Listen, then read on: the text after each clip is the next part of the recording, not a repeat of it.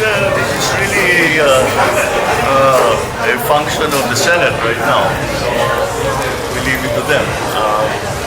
It has moved already from the House. It has now been in the Senate for a few months. We are watching, of course, what the Senate President Jesus is doing to try to make it as a peaceful transition as possible from this Congress to the next.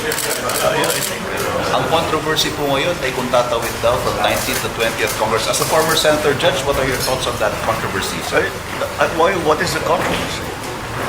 It is very clear that it because there's no way that even if they start the trial now, that they will finish it before the new senators come in. So, well, again, the senators will decide. Sir, nagsumbong po yung mga empleyado ng Bureau of Immigration about certain allegations of corruption against Commissioner Rubio. Has this reached your office, and what are your instructions? Well, first we're looking at it, but you know, this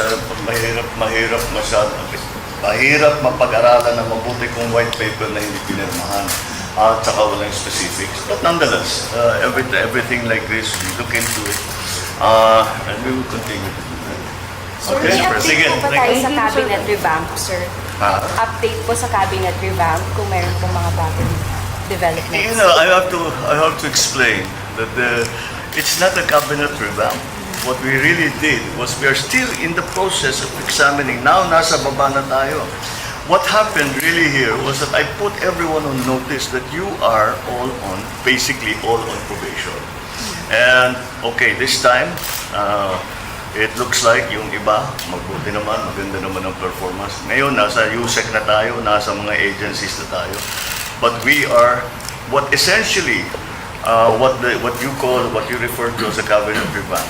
It's not a one-shot, one-time, big-time thing.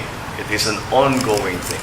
This is something. It is essentially putting all government agencies, departments on notice that we have to do better, and we will be looking very, very closely, and we will make that review on a periodic basis, maybe a quarterly basis. And titignan natin yung mga target ba natin, naabot ba natin on a quarterly basis.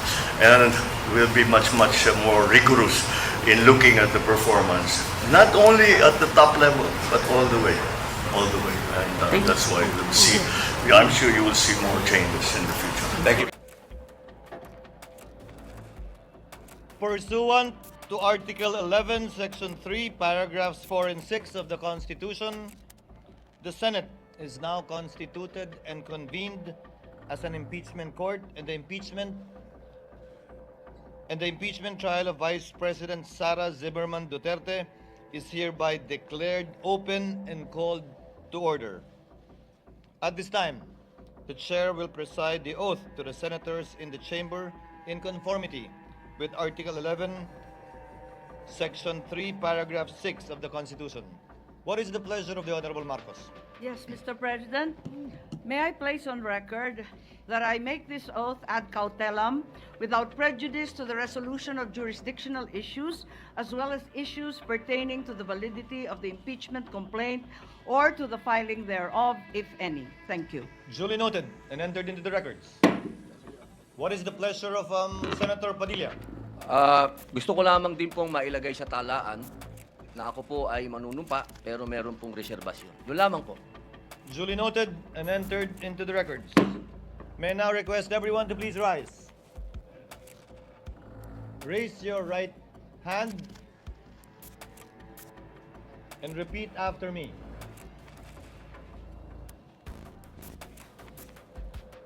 I, please state your name. Solemnly swear that in all things appertaining to the trial of the impeachment of Vice President Sara Zimmerman Duterte, now pending, I will do impartial justice according to the Constitution and the laws of the Philippines. So help me God. You may take your seats.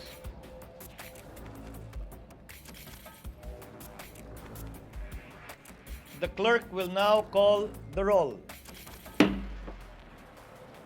Case number 003-2025 in the matter of the impeachment trial of Vice President Sara Zimmerman Duterte. Call of Senator Judges.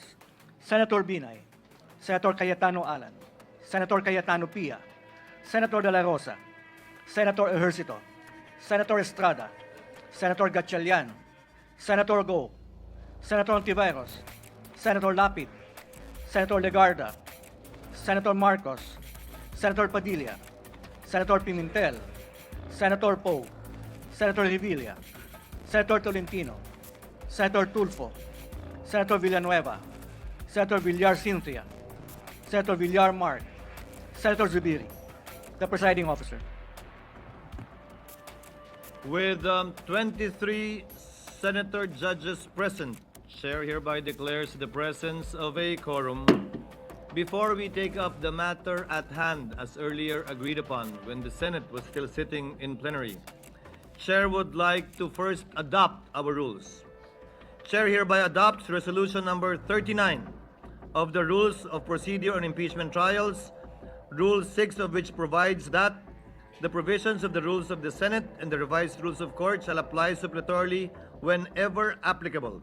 As such, the following issuances of the Supreme Court shall likewise apply suppletorily to the current matter on the impeachment of Vice President Sara Duterte, namely, the 2019 amended Rules of Civil Procedure, Rule 1 to 34, except Rule 5, Rule 13 as amended by AM number 1037 SC-AM number 1194 SC, B, 2019 amended Rules on Evidence, C, AM number 3-1-09 SC guidelines to be observed in pretrial and use of deposition discovery measures, Part 1A1 to 9, except provisions on mediation and amicable settlement. D, AM number 1037 SC, AM number 119-4 SC guidelines on electronic filing of lower courts, in lower courts rather.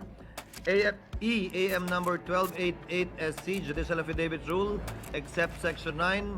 And F, such other relevant rules and issuances.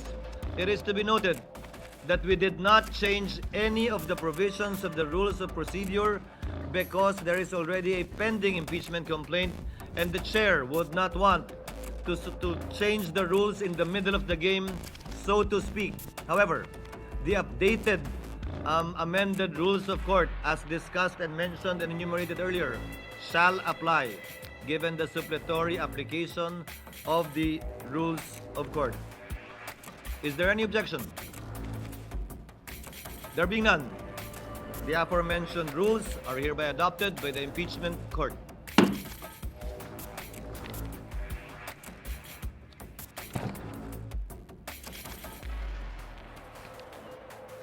Proceeding now to the matter at hand as earlier agreed upon and discussed by the Senate sitting in plenary.